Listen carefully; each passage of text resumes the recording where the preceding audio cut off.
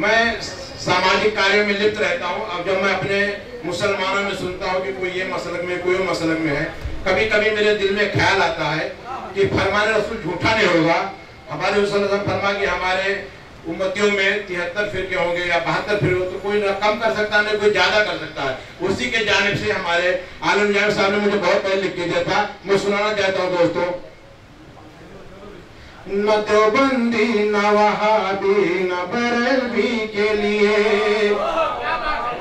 न देवबंदी न वहाबी न बरेलवी के लिए, उठो मोमिनो अल्लाह की खुशी के लिए, उठो मोमिनो अल्लाह की खुशी के लिए।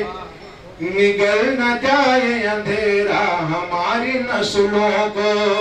आप लोग आए दिन टीवी पे अखबार में पढ़ते होंगे, पूरे दुनिया के मुसलमान परेशान हैं, कहीं ना कहीं ना किसी वजह से उनको परेशान किया जा रहा है।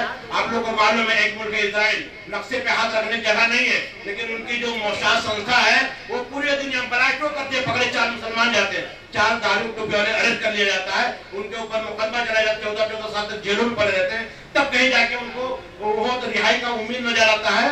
तो उसी पे दोस्तों, निगल न जाए अंधेरा हमारी नस्लों को, निगल न जाए अंधेरा हमारी नस्लों को, लहू जलाओ चरागों में रोशनी के लिए, लहू जलाओ चरागों में रोशनी के लिए।